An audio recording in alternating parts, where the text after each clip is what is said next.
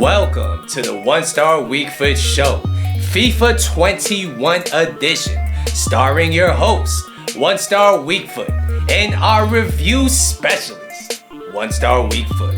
Bow! Good evening, YouTube, and welcome to the One Star Weak Foot Show, your one-stop shop for player reviews. I'm going to be your host today, One Star Weak Foot, and it makes me feel so excited to have you guys back with me today on the channel. So, today is a big milestone. It is our first icon player review on FIFA 21, and I can't really explain to you how excited I am for this episode for that reason alone.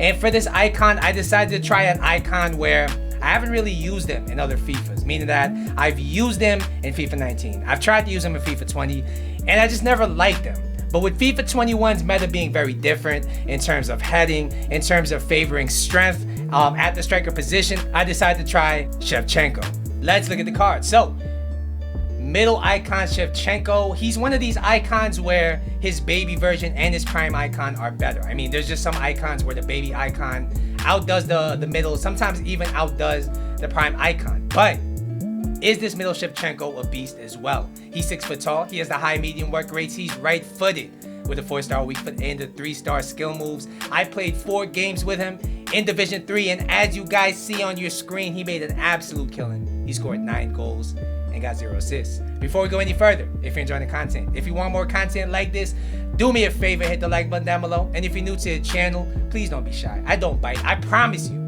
Do me a favor and hit the subscribe button down below. I appreciate all you guys at home, as always, for watching this video. So, we look at Shevchenko. I mean, it's clear to see why I wasn't a fan of him in previous games. He's not really somebody who has that top-end pace, but 84 pace is not bad, especially in this FIFA where pace has been nerfed quite a bit. His shooting stats are always going to be elite. I mean, 89 shooting, 90 finishing, 91 attack positioning at this stage of the game are absolutely mental stats. His passing stats are pretty average, but of note, he does have 89 curve. How's that going to affect him? We're about to see. His dribbling stats are surprisingly good, because when you bring in a striker that's 6 foot tall like Shevchenko, that's a little big, that's a little birdie, that's a little sturdy, you don't expect somebody to have 85 dribbling. You don't expect him to have 87 ball control. You don't expect him to have 89 reactions. How's that going to affect him? Is he going to feel smooth? We're going to see.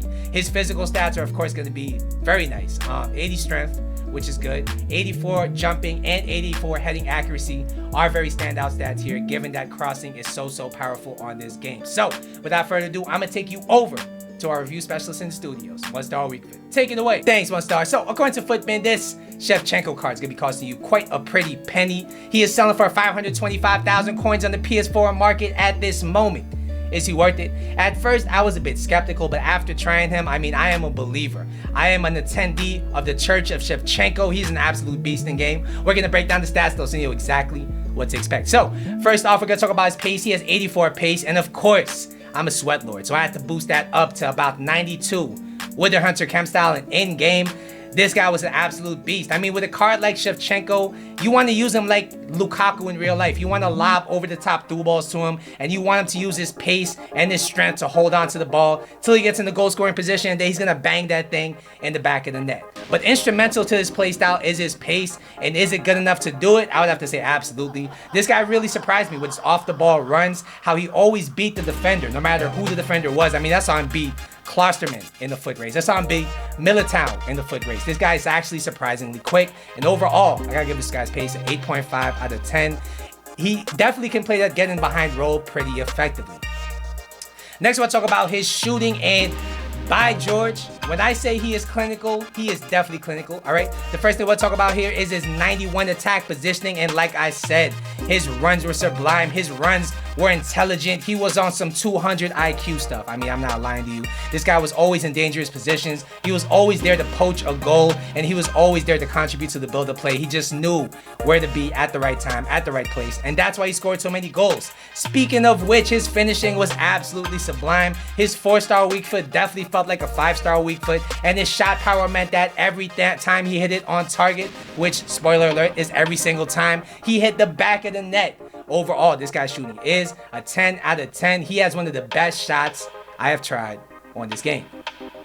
Next, I want to talk about his passing, and I would say don't be scared off by his stats. I know they're a bit mediocre, but he does do the job in game. He has 77 vision, 75 short passing, and he does enough to play a target man role. Because with 84 pace, let's be realistic, you can lob it over the top all you want, but you're gonna want him to hold the ball up from time to time. He's easily capable of doing that. His long passing was, once again, very average, nothing too crazy, but he does enough to contribute to the build-up play. Overall, I gotta give this guy's passing a 7 out of 10. It's average, but it's not a con either. Next, I want to talk about the dribbling, and I think this was the make or break aspect of this card. And surprisingly, this guy's R1 dribbling was so smooth. He's able to create his own shot in the box, and suddenly you have yourself a very dangerous player because you know he has the physical, you know he has the pace to get him behind, you know he could finish. But now, when you add into the equation his 85 dribbling, his 87 ball control, his 89 reactions, the fact that he can now create his own shot in the box makes him a terror to deal with in the box. Don't get me wrong, I wouldn't use him like a Neymar, like a Dembele, but he's easily capable of holding his own in tight areas, and therefore I gotta give his dribbling an 8.5 out of 10. For a big man, I do think he's one of the better dribblers I've felt on this game. Finally, we'll be talking about his physical, and this is another aspect of the card I really enjoyed. As you guys know, in the air, he is fiery, he is monstrous, and his heading accuracy is very good. He has very good strength to contribute to his build-up play, and like I said, the best way to use him is to send through balls onto him with a nice passer. I used James, and he's going to hold on to the ball, and once he's in front of the center back's not getting it back. I saw him holding off any center back that really tried to take the ball from him. It was very nice. Overall, this guy's physical is an 8.5 out of 10. Alright guys, so what's the final verdict on this card? I think this card is absolutely brilliant this year. He just seems to suit the meta. If you enjoy strikers like Immobile, if you enjoy strikers like Lukaku, this guy is like the Rolls Royce of Immobiles. He is like the Bentley of Lukaku's, and overall, I gotta give him a 9.5 out of 10. He does everything you want out of a striker, and he has that finish where he can finish those half chances that'll pull you out of the trenches in the weekend.